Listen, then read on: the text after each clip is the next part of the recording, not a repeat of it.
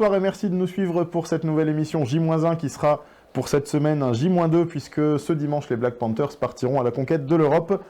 Ça se passera à 14h sur le terrain des vice-champions de Suisse, les Calanda Broncos à Coire dans le canton des Grisons en Suisse et ce sera pour le premier tour de la Coupe d'Europe CEFL. Samedi dernier, petit retour sur le championnat de France, les Tononnais se sont imposés face aux Molosses au stade Moina et ils sont toujours en tête de leur conférence.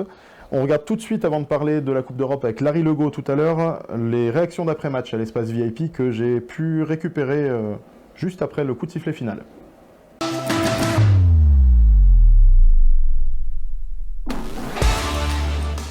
On va commencer par Timon de Bies, qui est l'un des capitaines des Black Panthers et qui ce soir a été élu MVP.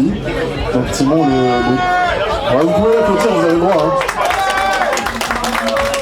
Timon, le job est fait ce soir, une victoire, il reste 2 matchs, les Spartiates et le Flash, qui sera certainement le match qui va décider du classement de cette phase régulière. Comment tu abordes cette fin de saison avec les 2 derniers matchs qui restent? Bah là, il reste 2 matchs de saison régulière, mais on a le week-end prochain aussi le match européen. Donc on va enchaîner, en espérant que ça se passe bien, on va enchaîner 5 semaines d'affilée de compétition. Donc faut faire en sorte la semaine de bien récupérer, de soigner les petits bobos pour être en forme tous les week-ends et essayer de donner des prestations comme celle de ce soir avec une belle victoire. Et on y va, hein. Chaque match après chaque match, et on va chercher que des victoires, c'est l'objectif. On a vu ce soir un démarrage un peu en trombe de Black Panthers et puis une deuxième mi-temps peut-être un petit peu plus au pied levé. Comment tu analyses tout ça? Est-ce que vous avez levé le pied ou est-ce que c'est les Molosses qui ont élevé le niveau de jeu en deuxième mi-temps? Ouais, à nous de faire attention, je pense, de ne pas s'endormir quand on a le match en main comme ça. Je pense qu'on maîtrisait bien notre sujet. Voilà, faut continuer à jouer au meilleur niveau qu'on peut, donner le meilleur de nous-mêmes. Mais voilà, je pense qu'on a peut-être trop vite été dans le match de la semaine prochaine en ayant une vraiment bonne première mi-temps. Après voilà, la deuxième mi-temps a quand même déroulé, le temps est passé vite, il n'y a pas de blessés. C'est plus important ce soir, on a un groupe en santé et pour la suite c'est ce qui compte. Donc on va aller chercher des victoires grâce à ça. Merci Timon, vous pouvez l'applaudir. Meilleur joueur du match ce soir, Timon. On va passer à notre import brésilien, Gabriel. Alors on a un traducteur ce soir, on a de la chance, je ne vais pas être obligé de traduire l'anglais, ça c'est cool. Gabriel, tu traduis aussi en portugais, ok. Donc Gabriel, tu es homme de ligne et ce soir tu fais un pick six. Alors un pick six, c'est-à-dire qu'il intercepte la balle et il court jusqu'au touchdown. Pour un homme de ligne, c'est quelque chose qui n'arrive peut-être qu'une fois dans sa vie. Raconte-nous. Ah, c'est déjà sa 4e fois. Raconte-nous ce moment-là, puisque apparemment tu es un habitué de ces faits-là.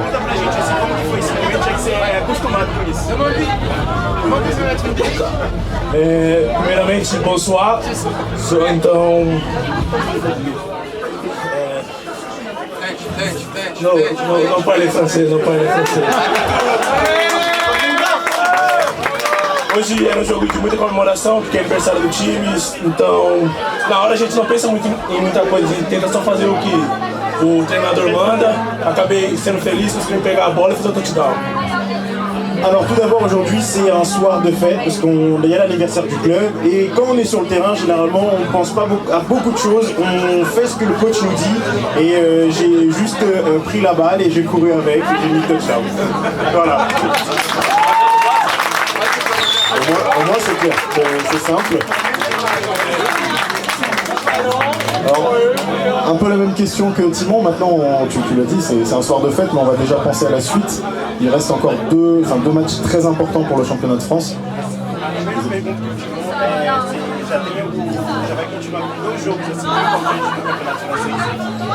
Alors je sais que ta famille te regarde depuis le Brésil. Comment tu abordes aussi ces 2 derniers matchs et si tu as un petit mot à passer à ta famille, on y va aussi. jogos que vão, nesses 2 próximos jogos, e se você tivesse algo para falar da sua família que tá olhando? Então, eu vou entrar como todos os outros jogos, né?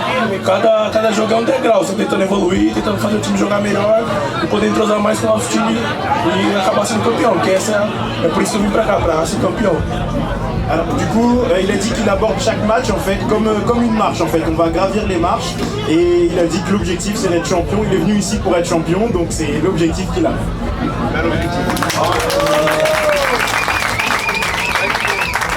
Na hora do intervalo, depois que eu fiz o touchdown, eu liguei pra minha mãe, pra minha tia, estavam todo mundo assistindo o jogo. Minha mãe começou a chorar, então isso pra mim é muito feliz, dá orgulho pra minha mãe e pra minha família. Donc au moment où j'ai mis le pixie justement, j'ai appelé ma mère, j'ai appelé ma tante et tout le monde était en train de regarder, ma mère était en train de pleurer et c'est vraiment quelque chose où je suis content parce que je la rends fière en fait avec ce que je fais. Merci Gabriel, on va demander une dernière chose à Gabriel parce que je sais qu'il fait de gros efforts depuis qu'il est arrivé pour dire quelques mots en français quand même. Comment je parle en français? J'ai também, maman. Merci, on peut les applaudir. Gabriel Montagnier et Timon Lemieux.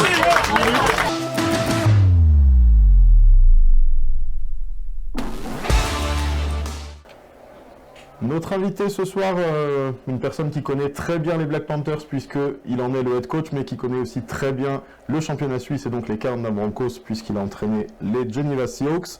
C'est Larry Legault. Bienvenue Larry, merci de nous avoir rejoints. Alors Larry, on l'a dit, dimanche le premier adversaire des Black Panthers en Coupe d'Europe, ce sera l'équipe suisse des Carolina Broncos, leader de son championnat après 3 journées et vice-champion en titre. Un profil qui est un peu similaire à celui des Black Panthers. Qu'est-ce que tu peux nous en dire ? Effectivement, il y a des points de comparaison qui sont similaires. 2 villes de relativement petite taille qui ont marqué le paysage du foot américain en Europe. Les Broncos dominent le championnat suisse depuis maintenant une dizaine d'années. Ils sont très bien coachés. C'est une équipe qui a l'habitude justement de la victoire. Et ces équipes-là sont toujours difficiles à jouer. Une équipe qui commet relativement peu d'erreurs et qui a longtemps marqué leur jeu offensif par une ligne offensive dominante. On verra bien si ce sera le cas dimanche. Donc ce sera certainement un match difficile, hein, au vu de ce que tu nous dis. Dimanche à Coire, donc dans le canton des Grisons. Quel est l'objectif au final des Black Panthers dans cette Coupe d'Europe ? L'objectif, c'est de prendre ça, ça devient une platitude, mais un match à la fois. Et donc, dimanche, on fera de notre mieux, c'est clair, de remporter une victoire et de continuer l'aventure. Parce que c'est pas plus longtemps qu'avant-hier que j'ai parlé au groupe en leur disant que c'est une aventure de jouer en Europe. Et on ne se met pas de pression, même si on veut jouer notre meilleur football, mais il faut vraiment apprécier et saisir le moment. Cette aventure, comme tu le dis, en Coupe d'Europe, c'est une parenthèse un petit peu dans la saison. Mais après ce match, il faudra vite se reconcentrer sur les 2 derniers matchs de championnat de France de la saison régulière. D'abord à Amiens, et puis un dernier match qui sera à la Courneuve contre le Flash pour une rencontre qui sera forcément décisive. Oui, alors des fois, quand on voit qu'avec l'Europe, on aligne plusieurs matchs d'affilée, ça fait peut-être peur à certaines personnes, mais pas dans notre entourage. Ça nous donne un rythme dans le jeu, et donc ça c'est excellent. Donc effectivement, on reviendra de Coire dimanche soir, et ensuite on va focaliser sur les Spartiates. Mais comme je viens de dire, c'est un match à la fois, donc on n'a pas le droit de trébucher. Et le dernier match de la saison sera déterminant pour la première place. Merci Larry. Je pense qu'on a tout dit sur ce match, hein. Un match après l'autre. On va déjà passer à ce match-là, puis on se reverra peut-être en cas de qualification pour un prochain J-1. On espère. Merci Larry, et puis à tout bientôt. Merci. On se retrouve tout de suite pour un petit point météo sur le match de dimanche.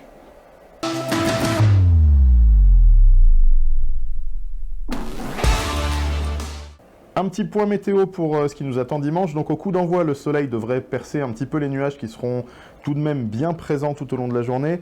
Des éclaircies qui n'empêcheront cependant pas quelques averses. Le mercure devrait atteindre les 17 degrés environ et le faible vent ne gênera pas du tout le jeu. Et ces prévisions, attention, peuvent encore évoluer puisque la météo reste très instable pour cette semaine.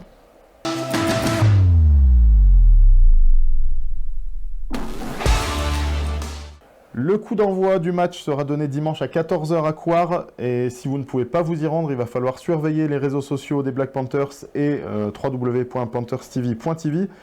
À l'heure actuelle, on n'a pas encore l'information sur une diffusion vidéo, mais elle est envisagée, donc vérifiez ça.